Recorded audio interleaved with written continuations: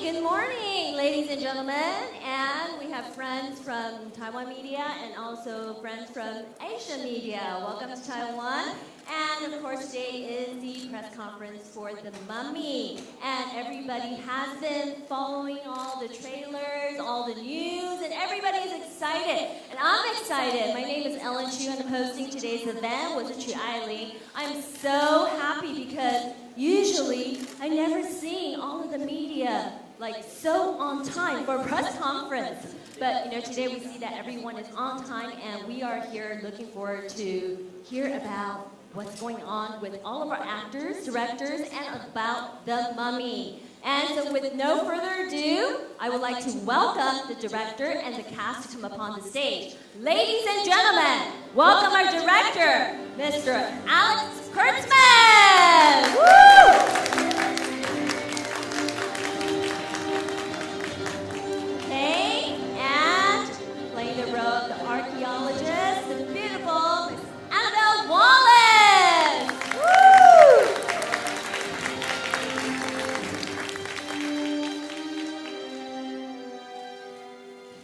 Welcome. And of course, the title role, the Mummy, the beautiful Sophia Boutella! Woo! Wow, she doesn't look scary at all. She's so sweet and beautiful. Okay, welcome. And ladies and gentlemen, let us welcome Tom Cruise! Woo!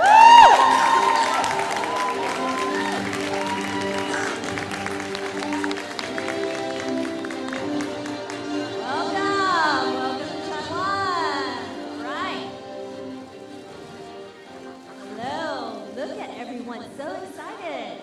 All right, so today, to start off with, I guess people are eager to hear what they're going to talk about, but I would like to invite each and one of them to say hello to all of our Taiwan media and also media friends from Asia. I know we have Indonesia, India, Thailand, all over. So first, start off with Director Alex. Would you like to say hello to everyone? Guys, thank you so much for coming out today. It's amazing to be here. We're so happy to have you, and we really appreciate you all coming. Okay, and how about Annabelle? Hi guys, thank you so much for coming. What a treat to talk to you all. Okay, and let us start off with The Mummy first. Sophia, would you like to say hello? Hi everyone, thank you for having us. Wow, isn't she sweet? And of course, Tom. Hello, you all. How are you? Everybody okay? Yeah! Good. I just want to tell you I'm very, very excited to be here. This is my fourth time in this country, and I receive such a warm welcome every time. It's really very special for me. And I hope you enjoy The Mummy. We're very excited to bring it to you, and it's a really different kind of take on what a monster film is, and we're all very excited to be here. And I just want to thank you for the warm welcome. Thank you very much. Yeah, why don't we give them a big round of applause? I think everybody in Taiwan especially is so excited because 4 years ago he promised he will be back. Yes. And you are the man who kept your word I and always brought keep The my word. Mummy here. Yes. All right, why don't we give them a big round of applause? Woo! And like Tom has just said, that we want to give you a different take of The Mummy. So Alex, can you tell us, to start off with, a little bit more about, when you are starting off with the idea of rebooting The Mummy? I'm sure that, you grew up with, all the different monsters. You had a legendary image of The Mummy. Like I grew up with The Mummy from the black and white version all the way to, the modern version. Sure. So, what kind of life and, what kind of character did you want to put into this particular Mummy? I grew up loving the Universal monsters so much. They were such a part of my life, and I loved each of the monsters. But The Mummy was very special to me because I remember the first time I saw Boris Karloff come to life in the original and being utterly terrified by it. I was a small child. And the fear that I felt for him, but also understanding that I weirdly related to the fact that it was a love story and that he just wanted to reconnect with his love from 5,000 years ago. Obviously, there have been many Mummy movies over the last several decades. And I think our goal was to come up with an original way to tell the story. We wanted something different and new. So if you're a fan of The Mummy, you'll see things that feel in some ways familiar and in other ways very different. And I think making the mummy a woman was a big part of it. Obviously, having Tom Cruise in the movie changes the game completely. We wanted to bring you something fresh and exciting. For me, it was always about adventure, about fun, about scares, about humor and romance, and hopefully that's what we've delivered.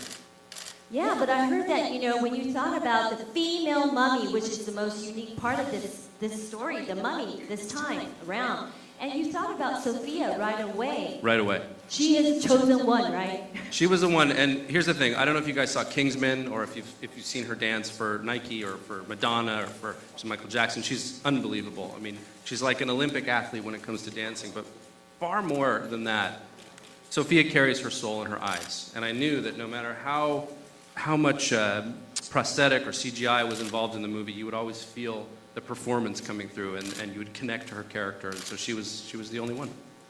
Right. Thank you, Alex. It touches me a lot what you say. Every time I hear you say that, I can't believe it. I feel so lucky to be a part of this film, and hearing you say this is wonderful. Thank you so much. You're very welcome. Thank you. And, when you were asked to be the mummy, what did you feel, Sophia? Well, I kindly said no. You said no? She did, it's true. Yes, She said I no. did. And I didn't think that I would be able to say that publicly, but he went ahead and said the truth. Like, Alex, are you sure this is okay to say? And he told me, yes, I did, because I was, the reason why I said no, or the reason why I said yes in the end, it's so strange. I was terrified to play a monster. I was. And I just finished doing a movie that required so much makeup. And I for some reason, I was terrified already before. So I said no, and then Alex said, yes, I still want to meet with you. And so we sat down, and he explained me his vision, and also the honor that he wanted to give the original monster movie, which I also grew up loving. And then I realized the chance that I was given, and there was no way that I would say no. And I feel very happy that I did say yes in the end. Yeah. Wow, we're happy that you said yes too, because you are really, really scary, and you recreated, the definition of the mummy in our head. So Tom, I heard that, when Alice came over to talk to you about, asking you to play the role of Nick, you saw a photo of Sophia, and you knew this was the film. Yeah, actually, when there wasn't even a character named Nick. That's right. It wasn't even Nick. It was really he. Alex and I have known each other for many, many years. We worked together on Mission Impossible 3, and just to see his development and what he does, I have great respect for him. And he sent me a photo, and it was a photo of Sophia Boutella with the art made up as her as the mummy. And I also grew up loving these films, and I remember I was actually making research for Time in New Orleans, and I just kind of stopped and I looked at it and I was like, wow, okay. This is really special. It's something very different. And just hearing his inspiration and his design for the film and talk about it, I thought this is a movie that is going to be a really special film. It's something that is very different, that is going to be big entertainment for an audience, which is, first and foremost for me, I want to entertain an audience, and it also allows for the kind of character stories that I think are very character-driven, but with a very large landscape. So you have Sophia, who is incredibly dynamic. I just went, this is going to be fascinating. And the real challenge also was then casting across from her, which was Annabelle, because I felt very fortunate, when you have someone as powerful as Sophia, to have the balance of that power, with Annabelle, because it is. With these monster movies, we're creating a paradigm. There's a whole universe that is being created here. It's the dark universe. And this is definitely an origin story. It'll stand alone, but there's going to be many monster films that are coming out, and we were able to really establish what the first one is and what that paradigm is. It's kind of just epic stories of, light and dark and good and evil. And, to have someone like Annabelle and Sophia, when you look at that, you're always looking at the balance of a story. To have, Russell Crowe, who I've been a friend of mine for many, many, many years, and to have him come on and say that he wanted to be part of this also, was very exciting and really a lot of fun for this kind of movie. Right. And speaking of Annabelle's role, you know, she actually redefined the archaeologist role that I usually find is like smart, bookworm, and, you know, very witty. But in some sense, after I watched the movie, I felt, you know, there is a darkness in her too. Is that true, Annabelle? First of all, I just want to say both these ladies are the nicest people, you know. Just before you answer that, but just know, I mean, really, you know, when I'm making a film, it's, people know with me, it's, I expect a lot of myself and people around. These movies, you know, the kind of, you know, work that they had to do. I mean, Annabelle's never done stunts before. Sophia, you know, is an amazing athlete, also an artist, but she had to do makeup a lot, you know, for many, many hours. It takes a tremendous amount of dedication. But when you see, you're right, there are, with these monster movies, we're playing with those tones of good and evil, and so there is that shade in all of these characters. So continuing. I just want to say to you personally, like, Alex and I felt very fortunate to be, you know, working with you. Right. So, you know, I know Annabelle, you know, not only playing the witty role, but, you know, there's a lot of action in there too, you know.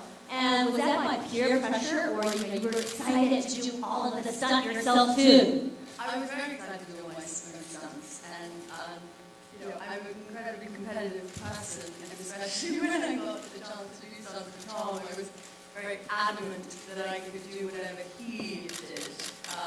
And you know, it was just an incredible ride. I tried my hardest to keep up, and I Great. hope that I did. You did better than keep up. It was impressive. When you look at Zero G, you know, that whole sequence, it's a sequence that I've been wanting to do for a long time, and, you know, she had to do it with me.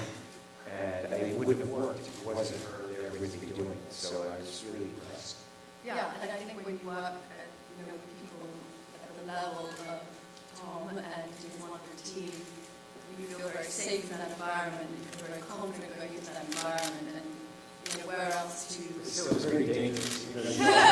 So it was a stunt, it was very dangerous. It was safer because I was there level 10. I would say it's safe, it's easy. Did it underwater? Don't worry. It's okay, Tom. I'm here. Don't worry. Safe. He's so persuasive, you know. I think, Tom, you have this, you know, personality to persuade people to jump into action with you, right?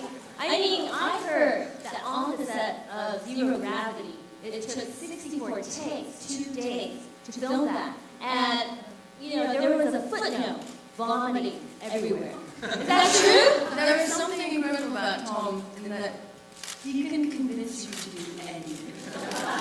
You can arrive thinking, I'm going to stand my ground, I'm going to keep myself safe today.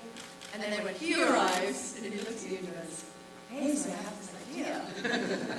We're going to do a zero-G stunt. And you go, oh, great, sure, whatever you want, Tom. You know, this wonderful thing that happens around Tom, and then it leads through, you know, the crew and the studio, our director, our other actors. It's an infectiousness, it's a passion, it's a wonderful thing to behold, and it really elevates the movie and your experience working on film. So thank you, Bob. We made it through. A compliment. And there was people off camera getting sick. Fortunately, we did not. Yes. Wow. Yes, as we were doing it. Even Annabelle, you, because, you know, I know you said you are competitive. I beg your pardon. Okay. Did you like, you know, walk away and hid in a corner? No, I was just, it was more ego. I was very adamant that I wasn't going to be sick in front of Tom on the last day, and that wasn't how I was going to bow out of our film. So I think that drove me to get through it in an elegant way. And she did. Thank you.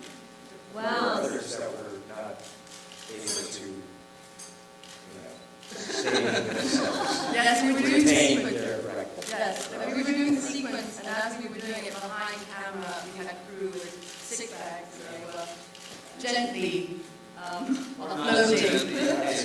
So did the crew include the director? Well, listen, the director's job is to appropriately monitor the situation from the ground, where you objectively determine whether the take is working or not.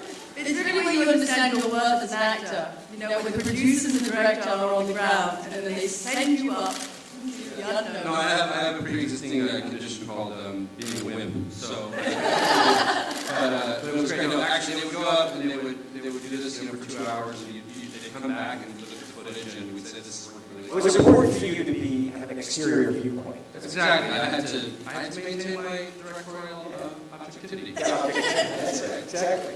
So Alex, because Tom just said that, he always wanted to do the zero gravity, even before this film. So, was he the one that persuaded you to put this particular stunt in there? So we were talking about the sequence and plane crash, and I said, all right, so here's what we're going to build this rotisserie set, which is this rotating set. It revolves around, it allows us to get a crane in, we'll do all these things. And he goes, yeah, that's great, Alex, it's really great. We're going to do it for real. And I said, what? And then he said, no, we're going to do it for real. And he told us about the mama comment. And it's a great example of one of the things I love most about working with Tom. Tom is constantly looking for a way to entertain an audience in a way that they've never seen before. And that means doing the stunts practically. And as the director, you get to inherit the benefit of that, because as opposed to relying on a lot of CGI where, look, you guys are smart, you look at that CGI and you know something was not quite right about it. It just wouldn't entirely feel real.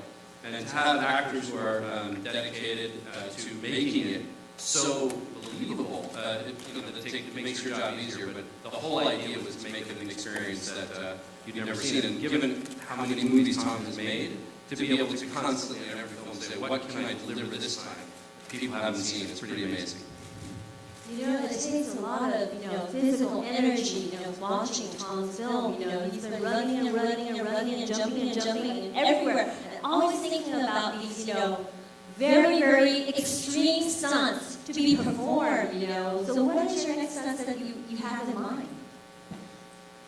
Well, I'm in the middle of literally shooting Mission Impossible right now, so I'm doing them. You'll see them next summer. Wow. Yeah, it's pretty extreme. I've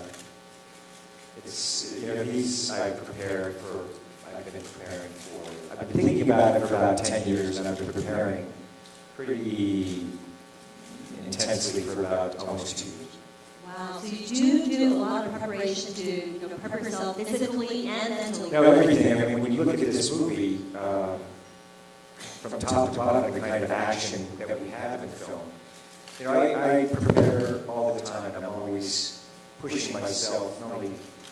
I like to learn something new every day. I'm the type of person who always studying something. I'm always looking for different ways how to entertain an audience. And also, when I make a film like this, I work with these guys to educate them on what to do and how to do these things and how I do it, so that I try to educate them in a way that they go off there and be really safe. Because I'm very, I spend a lot of time with my crew working on safety and doing things and practicing it, and so that I make it as safe as possible. Unfortunately, the zero G was something you can't really practice. We just had to do it, and Annabelle had to trust me. Because there's, you're doing this parabola, you're in zero G, and there's a point where we're coming out of it, the aircraft's coming out of it, there's a lot of force on the body at that point. Right. And it was important that we started at all we knew was we were going to start at one point, and the aircraft could go to the other point. I got a parachute on her before that. And you hear the guys do a countdown, 5, 4, 3. And I remember one time, you got hooked. I got hooked on one of the bars of my backpack, parachute, and in 3 seconds, it was going to choke me, because when gravity were up, you can't rise at such a force. And I looked at Tom and I was like, Tom, I'm stuck. He's like, 3, 2, and then you hear, Tom, classic. Don't worry, Annabelle, I got you. So he is a hero in the film and outside. Yes, unfortunately for Tom, all the time. I think for Tom it's quite stressful, because when he's around and anything happens, you expect him to come. We were shooting a scene in where the mummy's coffin is being raised, and Annabelle, the floor was covered with very tricky shale rocks, very dangerous. And Annabelle walked off and she sprained her ankle, and I kid you not, within 3 seconds, he came. I don't think he was even on set. He came out of nowhere. scooped her up in his arms. I got it Off to the medic. It was Wow. He is our hero, for real. I'm going to try to fall off the stage, you know, and see if you can flip over and hold me, okay? All right, and with Sophia, you know, your physical performance was like, you know, so beautiful, so gracefully done, especially when you're in chains. You know, it's amazing. The energy that you send out, the emotion, and also the physical poses that you have, you know, that's a form of like dance that you're doing, right?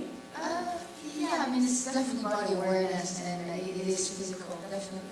It's funny, the first time I showed me the position that he wanted to have done on the position, it came from an S&M photo. Oh, And I thought, wow. But it was a beautiful photo where we were in this chain, and I thought, that's weird. But then if you think about it, we needed to find, because the mummy she's a pharaoh princess, she's about to become pharaoh, she carries herself like a queen, and we needed to find a position that was utterly submissive for her, that you would never see her in, and that was humiliating for her, but then it served me so well. I mean, it was a hard position to hold because it was the center of gravity did not exist, so I had to leaning forward, and I had to, all my muscles were firing. I had to ask people to help me get a change a few times. But it helped me yesterday because I'm having mercury pumped in my veins and my temperature being dropped, so I used all of that. But yeah, it was definitely physical. Sophia had the hardest days, and you're a trooper because she would be in there from 2 a.m. I'd walk in at 5 and like, oh, I'm so tired.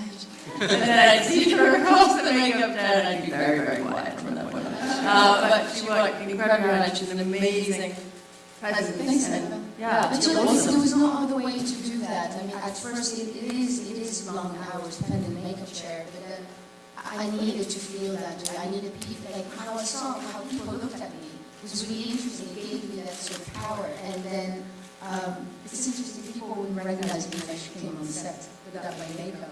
It's me. Because I'm so different. But it was needed, yeah. If I were you, I wouldn't even take off the makeup. You have to re-put it on again, right? Well, I went home a few times with it on just to minimize the time and have like a shower. It would still stay. I had to de-rig and in a bath every night. I know it sounds glamorous, but No, when we see the mummy, you know, you are scared, but you look beautiful. Thank You know, I felt that there is I would never choose potential any. there. You know, I love it. It's important with these, when we talk about really redefining what a monster film is, because, you know, when these movies came out, they had horror, and I think horror is a different thing now, and we're now saying, kind of redefining, saying this is a monster film. When you look at, you know, the things that Alex and I would speak of in terms of what monsters are, how we feel for them, how, you know, to be able to be terrified by these monsters, but intrigued by them, and drawn to them, seduced by them, and, you know, then, and feeling the push-pull of this, of the triangle of, you know, who, you know, where's our affinity as an audience, where's that going to lie? It was really, just from a storyteller's point of view, it was really important for us as we're going through it. And that's also why the casting, you recognize how sexy, how powerful Ahmed is, but very dangerous. And, you know, and having that balance, you know, also with Annabelle and that kind of very different relationship. And it's, you know, even the Nick character that we eventually came up with, because really when I got on board, it wasn't a script. We, you know, Alex and I, there were ideas and concepts that we were playing with and evaluating what should the design of the film be. And if you look at it, we're really playing it, you know, definitely new, but also classic tones of production design, the lighting, even composition. You know, paying homage to the originals. And also, you know, Nick Morton is a character who is a bit of a scoundrel. He's someone who really, through his journey, becomes a better human being. And I don't want to give away the ending, I know you all saw it, but he becomes a better person having, you know, what happens to him. And I think that's also a fun thing that we're playing with. And I think that's what this Dark Universe invites. A very unique, but very, you know, big commercial experience for audience. Right, like you mentioned, Nick, this character, it is so different from the hero, character that we usually see, that Tom saves the world. He's always like being the hero and always the positive side. But we see thriller, action, and also humor in this character. Did you put the humor inside? Because I felt somehow I see Tom Cruise humor inside. Well, I mean, it's character humor. What I'm looking at is, certain humor that will play in different kinds of movies. I like a lot of different kinds of films, and I really enjoy drama and character humor. If you look at my back when I started, whether it's even Risky Business, Rain Man, Jerry Maguire, a lot of the films, and then, Night and Day, or even extreme just comedy with Tropic Thunder with Les Grossman, or even in my dramas, I'm looking for points of comedy. Even Edge of Tomorrow, you look at there's a lot of character comedy in there. So it's not, it really is it's the character and what the story invites. It's what the structure of that tone invites. And it's always something that as filmmakers we're exploring, the drama, and also, where you let the audience breathe a bit, and you get into, it's very human, and I like having things where, we're laughing at ourselves with these characters. So I think I just enjoy it as much as I do. I think that's the reason Alex, chosen you to be Nick. You put life into this character that maybe when you started the movie, you didn't know what kind of personality you should carry. But, Tom gave life to it. But, with the prodigium that you were saying, I think this is a very important setting. So can Alex tell us a little bit more about it? What do you want to create from the prodigium? What do you want people to see from the prodigium? Sure. Well, I think first and foremost, we felt very strongly that we wanted to deliver a satisfying mummy movie. If we go to the movie, it's going to be its own self-sustained story, but obviously we are building a dark universe. And I can really only evaluate the way I wanted to see this done as the way I would want to see it as an audience. And I tend not to like it when lots of characters are thrown at me, lots of information before I've had time to really fall in love with characters themselves.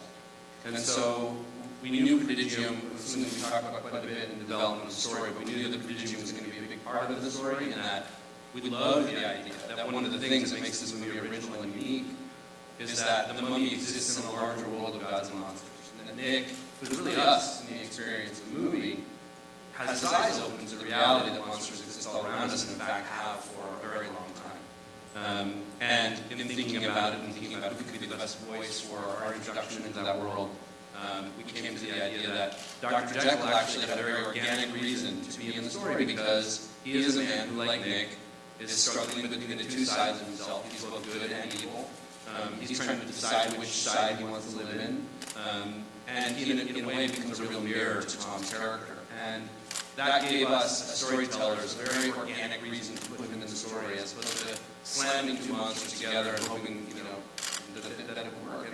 And Dark Universe is built on the idea that, these movies that we fell in love with as kids, Dracula, Frankenstein, Wolfman, Creature from the Black Lagoon, The Mummy, all of these great films that really define the golden age of cinema that I, as a child, fell in love with, that we can bring this to a modern audience in a modern setting and retain the spirit of those things that we love so much, but make it very fresh and very different. And yeah, having Tom in a, I'm a lifelong Tom Cruise fan. I grew up on Tom's movies. And it's just the truth. I think everyone here is too. Yeah, I have a feeling you probably all agree with me. And I loved him in Rain Man, and I loved him in Jerry Maguire, and I loved him in all of these films. And one of the things, even you look at a movie like Collateral, where he's really playing a bad guy who's so likable. And I think it is one of the true, among the many gifts that Tom has. He brings a movie star quality that allows you to fall in love with very unlikable characters. And the truth is, he reflects some part of all of us in a way. And that's the joy of it. And so getting to put Tom in this movie, where you're dealing in shades of gray. Not, look, I'm a fan of all the superhero movies that are out right now, but I can't tell you honestly that I connect to them as a person, because I'm not a superhero. But I can connect to Tom, and I can connect to his experience. And so he gets to be us in some ways, and hopefully that's part of what makes this feel fresh and different. Wow, but you know, just 2 days ago, the Dark Universe, I mean, this project is announced, and everyone excited. You know, I love monster movies. I grew up with monster movies. I was 5 years old, holding a cross, watching Dracula. Exactly. You know, this is me. So, you know, when I heard about this news, I was like, you know, really, really excited. Yeah. So, I would like to ask, you know, Alice, who is your favorite monster? The Mummy? Yes, is it because Sophia's playing it?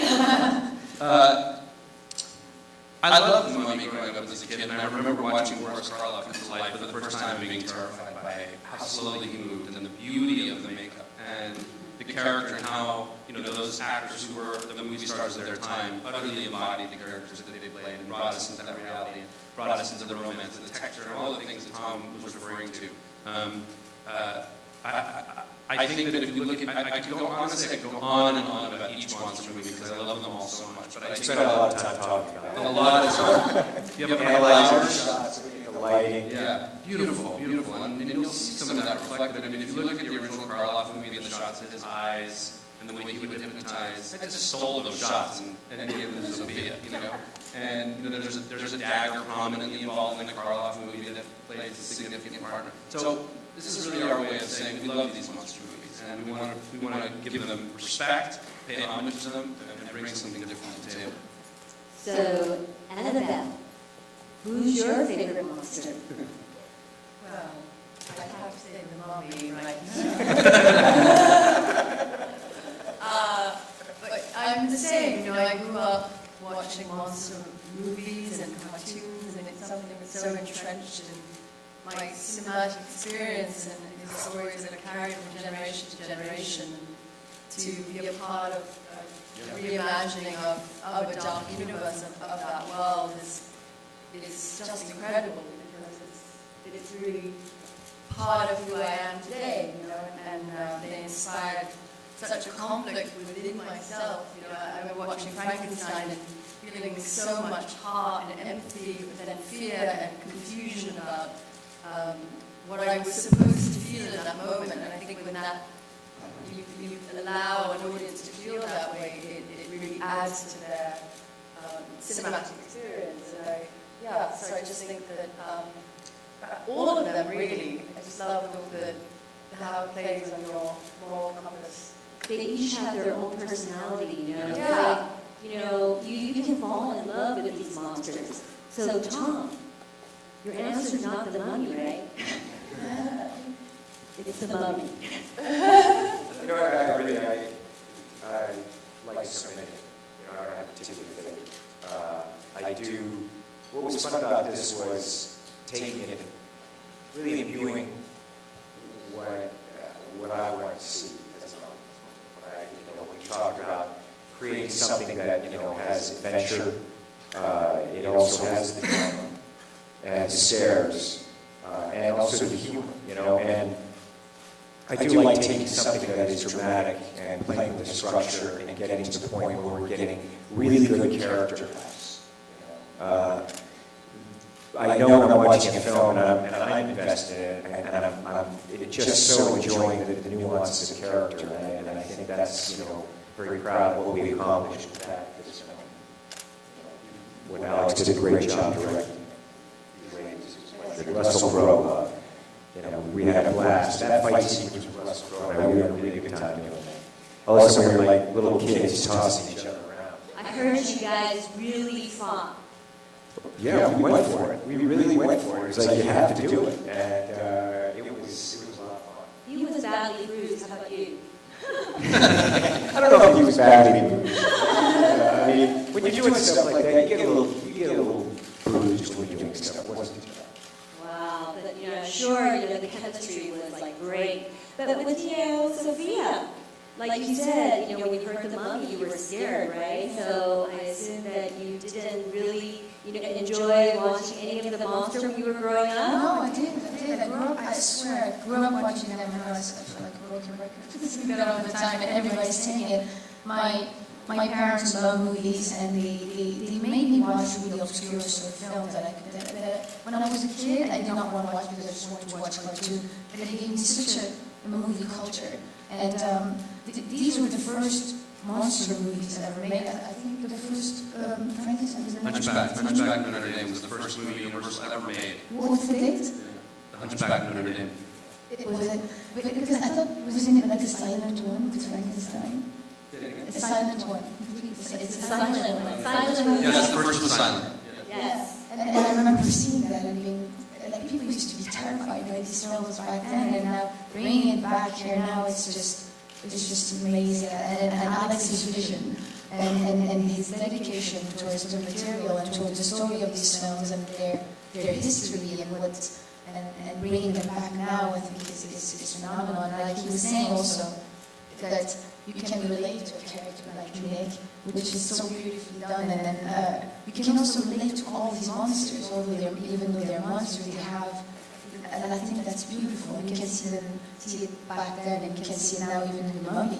You can, even though you disagree with the way she goes about what she does, but you can understand why she's doing what she does. You know what? When I was growing up, I loved Count Dracula. But when I saw your mummy, the first ever female mummy, in the beginning she looked scary. I was a little bit terrified, but I fell in love with her character. You know why? I felt the pain inside you. Why you got so angry. It's something that you felt kind of sorry for her, and you wanted to hold her hands.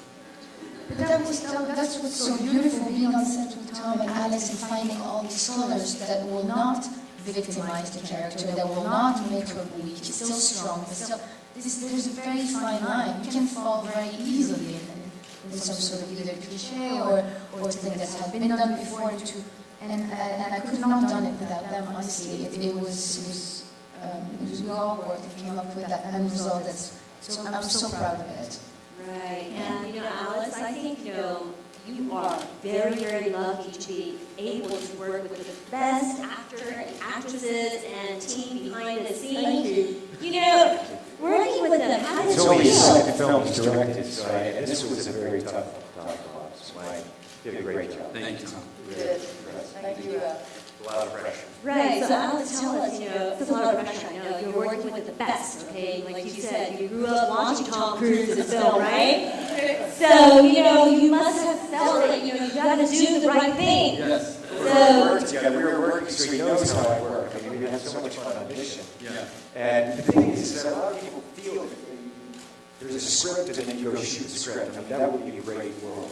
But really, in making a movie, the things we talk about is you're looking for, you're chasing tone, you're thinking what you want the film to be, and then you cast it, and you have to write to the performers.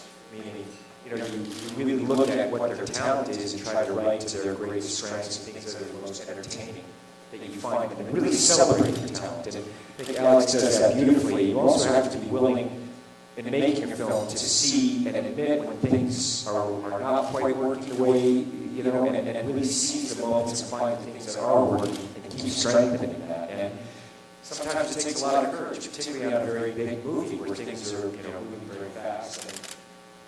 And, it's something that he and I, we speak of every day, which is constantly watching that. You did an incredible job with that kind of pressure. Thank you, Tom. Thank you.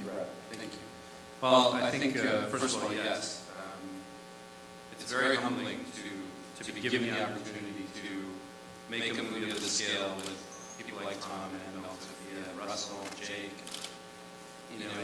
It's all you dream of as a kid. If you fall in love with film, you just want to make movies. You want to make movies that reach a global audience, that entertain everybody, that make my son's generation feel what I felt when I went to the movies. And Tom's right. I think that a movie for us is sort of like a living organism. You're constantly trying to raise it.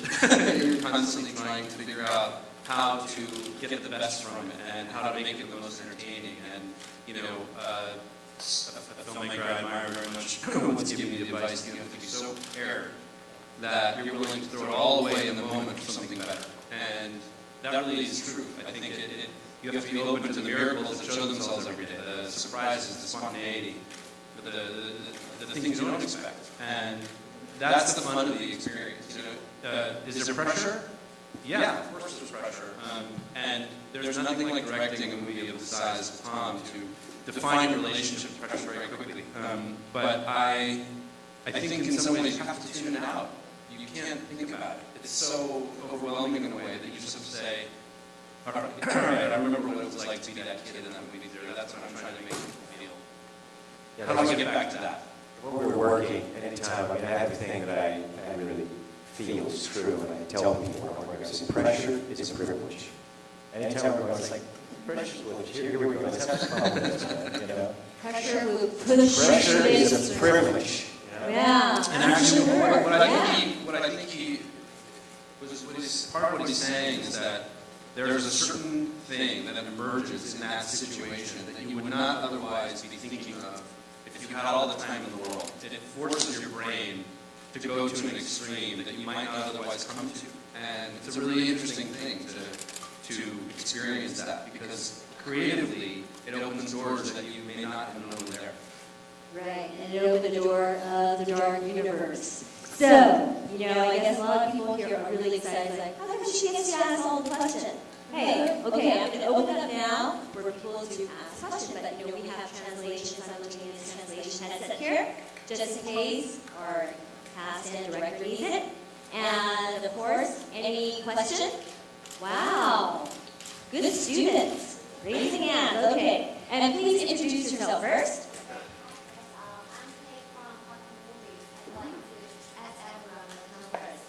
And we know you love to do all the stunts by yourself. So could you share about the table, spider things, and the rat things? Oh, the rat scenes. Yes. And the rat spiders. scenes. For real? No, those spiders weren't actually, and the rats were not. Those things we just acted. We had to act with nothing. But I did joke with the studio. I said, look, I'm not doing it unless we get 10,000 spiders. I did. I kept it up for a while. It's true, he did. They were like, I made them do research. You don't understand. When Tom says that, everyone goes, okay, we got to figure out how we're going to get 10,000 spiders.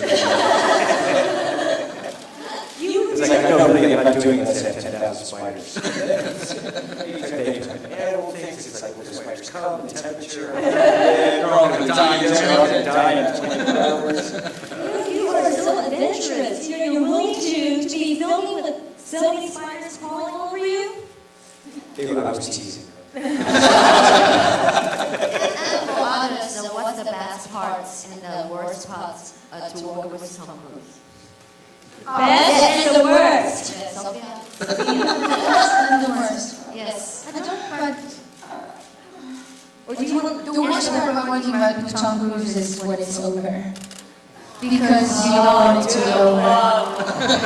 You want it to never stop. The best part is to be with him every day on set. I fell at school with him, and I'm still very young to this profession, and I'm learning so much, and I felt like a student. He was always here to answer all my questions, and they were relentless.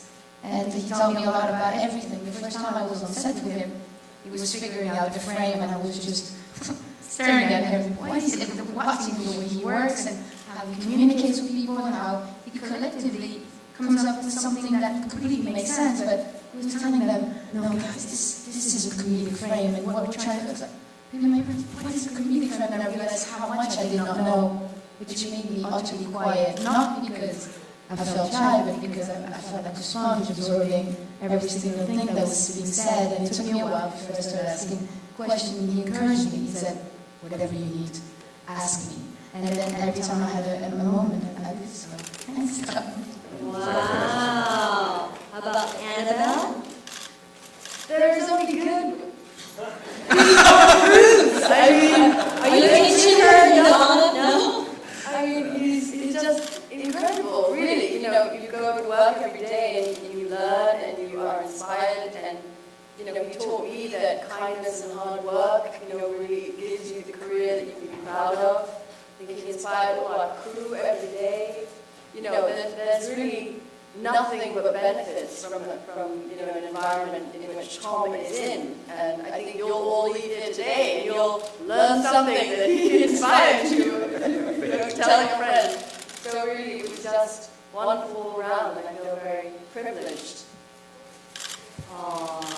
Okay, any other question here? Can we pass? Oh. Okay. I'm Daniel from Taiwan.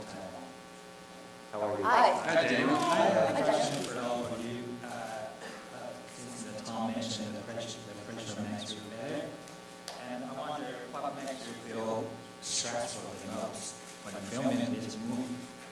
What do you mean stressful? Yeah. Stressful. So there's a lot of pressure. I have to say, anytime, the things that I feel, I always feel tremendous. I put a lot of pressure on myself because I think of the audience, and I always say, look, I only get one chance to make a movie. That's it. That's it. And so I really come very prepared. And you're constantly, you're shooting the film, and it's an interesting thing, you're in the movie, and you have to be able to take a step back and picture the movie, when you're doing it, and constantly challenging ourselves. And I like challenge, and I want, and I'm very open with everyone. I invite cooperation and collaboration with everyone, because I work with people that I respect, and I want everyone to take ownership of their positions on set and of the whole movie. Sometimes people go, oh my gosh, your movie, and I'm like, no, please, don't think that. This is our movie. And I don't, to any person on the crew, to the guy who is catering for us, because I'm like, this is your movie also. You're here taking care of our crew, and you're part of our crew. So I really invite and expect that kind of responsibility. And I think the most stress that I have on Mommy is when I'm doing stunts with the other actors, because I feel responsible for them. For their safety. Yeah, I feel responsible for their safety, and even in we're doing zero G and stuff, I stay very relaxed, because also my attention is really even more heightened than usual. I did stunts with both Sophia and Bowie and Tom. What I do with Sophia also is very technical, and they're really powerful scenes, but I'm very specific with them, and I spend a lot of time working with them and making sure that they're really prepared for their safety. Every day that I did stuff with Like parents taking care of children. Yeah, that's exactly what it's like. I feel that way, and also I feel a great responsibility, working with Alex, my friend. It's his second film. I mean, I've produced 30 movies I've made, and he's made a lot of films, produced a lot of movies. But I do feel that kind of pressure, my responsibility with everyone, to be there, to be prepared, to be available to help anyone, in any capacity. I mean, when I started out in movies, I remember doing taps, and I didn't know whether I was ever going to be able to make a film again, something that I wanted to do since I was a little kid. And I went to every single department, and I never went to film school, but I had the opportunity on that film to study every single department of filmmaking. And for years afterwards, every film that I made, I went and I studied directors, but every aspect of film.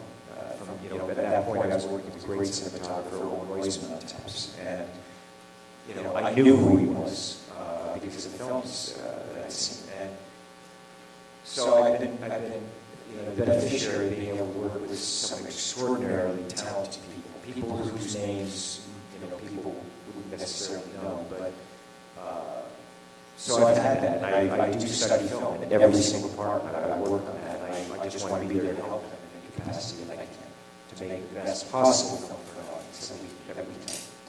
You're so diligent, this is why you're so successful, every role you play, because you did so much work, and, his attention to details is phenomenal, and a lot of the time you can work with, and you can think that it's not important, and it's super important, and I've been, it's such a privilege to work with him, because his dedication is special.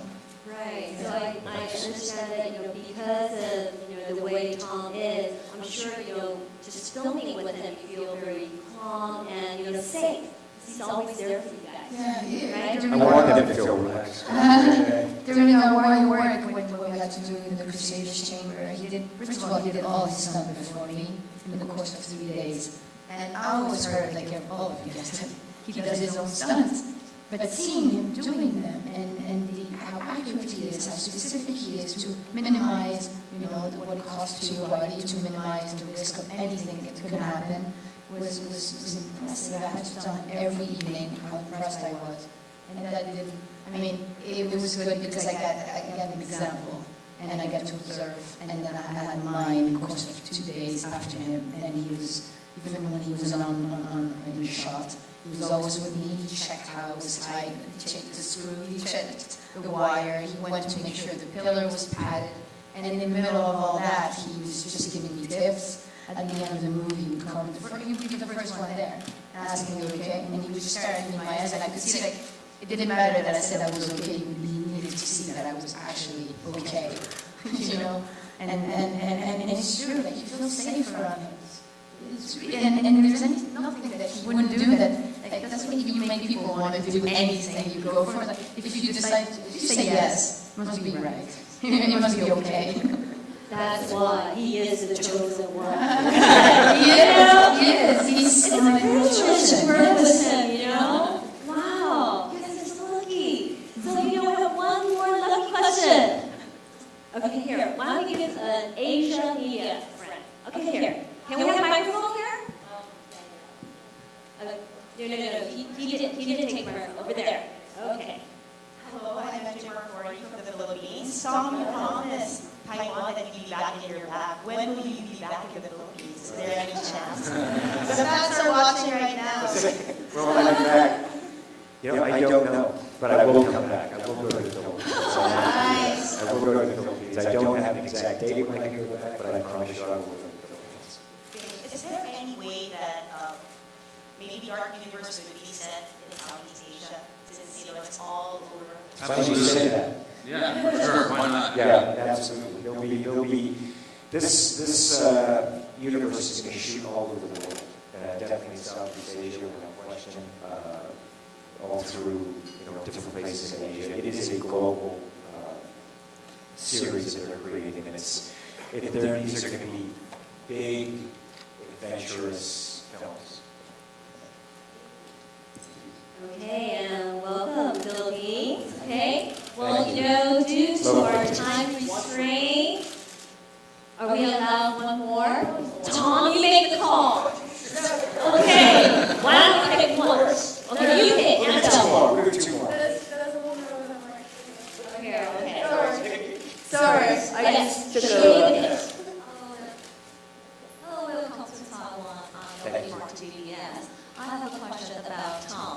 We still sell this all spiders and rats and also the horrible zombie realm behind you. Which one is the most terrifying to you?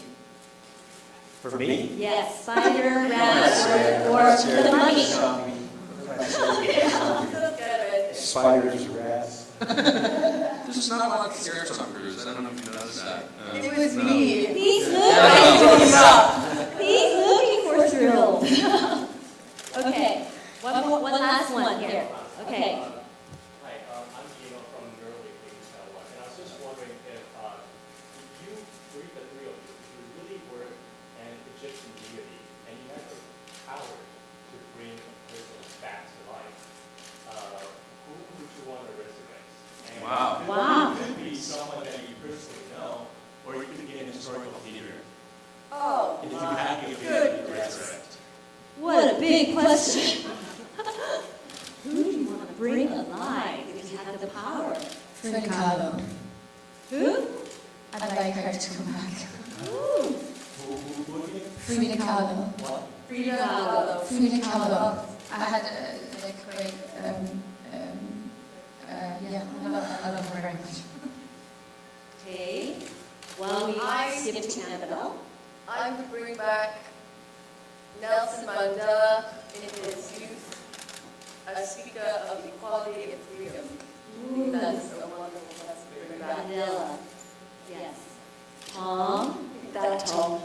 I don't know. Do I only have one? I think I would have 2. How about, You think you have two? did she? As far as conversations with him about some of those things he was. Could paint you.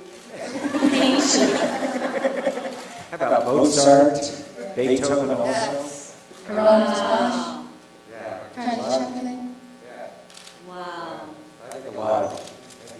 Fred Astaire? Conversations. Fred Astaire. Okay, you just opened up an unstoppable topic. Okay, there's so many of them. What's that? Okay, all right. Yeah. You know, today will be the premiere tonight, and it will be showing up at Miramar today. And but, you know, due to time constraint, we'd like to thank everyone for being here. Very much.